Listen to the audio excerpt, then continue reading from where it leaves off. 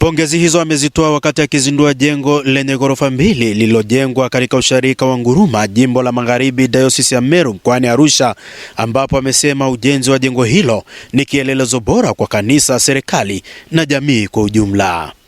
Imekuwa ni njozi yetu kwa dayosisi yetu kuwajali sana vijana na watoto, kwa sababu ya ukweli usiopingika. Ndio kanisa leo, ndio kanisa kesho. Kwa hiyo hii ni investment kubwa sana usharika umeweka kwa watoto. Napenda kuwapongeza kwa ajili ya hilo, lakini pia huku ni kuwa nuru, ni kuwa taa, ni kuwa kielelezo, ni kuwa chumvi kwa ajili ya mazingira yanayotuzunguka. Aidha ni msaada mkubwa tunaofanya kwa serikali pia kwa ajili ya watoto ambao ni kesho yetu, ni leo yetu, ni kesho yetu, ili jumuiya, jamii ijifunze kwamba watoto hawa wanastahili kupendwa, wanastahili kutunzwa na kupewa nyenzo zote za imani na za elimu. Na upongeza sana usharika. Aidha ametoa wito kwa taifa na sharika nyingine kuiga mfano huo kwa ustawi wa watoto, huku mkuu wa jimbo la Magharibi KKKT Dayosisi ya Meru Mchungaji Franaeli Sanja akieleza kuwa usharika huo umeitendea kazi kauli mbiu ya Baba Askofu Elias Kitoi Nasari inayosema kazi ya Mungu mikono yetu. Naalika sharika zote ziweze kuiga mfano huu. Ni mfano mzuri wa kuigwa. Naalika taifa actually kuiga mfano huu pia. Hata madhehebu mengine yanaalikwa kuiga, kwa sababu hii ndio hazina kubwa tunayoweza kuweka kwa watoto wetu.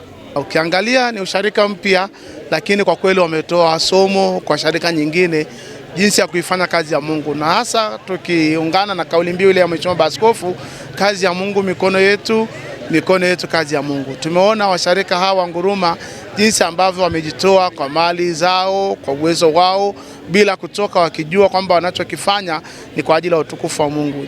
Mara nyingi sana kwa kweli kada ya watoto imekuwa haipewi nafasi ya kwanza katika ibada, na ndio maana wakati mwingine ziko sharika nyingi hazijawa na majengo ya kuabudia kwa watoto, lakini kwa usharika wa Nguruma wameweza kujenga na madarasa yamekuwa ya kwa umri mbalimbali, na hii ni kuonesha kwamba tunahitaji tufundisha watoto wetu kutokana na umri wao.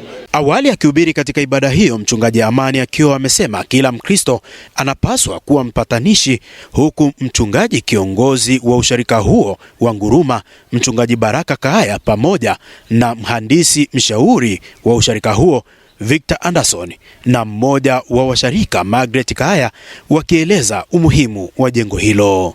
Upatanisho ni sehemu muhimu sana katika maisha yetu, na kila mmoja ni mpatanishi kwa njia moja au nyingine, tena katika ngazi tofauti, na mengine huanzia katika ngazi ya familia.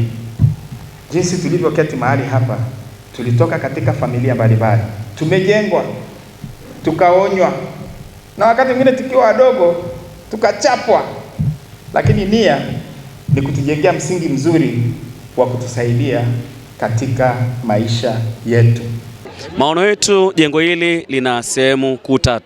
Sehemu ya kwanza ni ofisi za usharika, sehemu ya pili ni darasa la Sunday School, lakini sehemu ya 3 ni kitega uchumi. Lakini wakati mwingine lazima kanisa zijikwamue kiuchumi na kutengeneza vitega uchumi ambavyo vitawasaidia na kuwawezesha kwamba wasitegemee tu sehemu moja, lakini pia wawe na sehemu nyingine ya kupata kipato. Tunamshukuru Mungu na mshukuru washarika wa Nguruma, baraza la usharika, kamati ya ujenzi kwa jinsi tulivyoshirikiana pamoja kusimamia na kuhakikisha tumetafsiri mchoro kutoka kwenye karatasi na kuwa kama unavyoonekana leo. Juu tuna ukumbi wa mkutano unaweza kubeba watu 100, lakini mwisho kabisa kule tuna hostel za kisasa kabisa, self contained room ambazo zina sehemu ya VIP na watu wengine kuweza kukaa.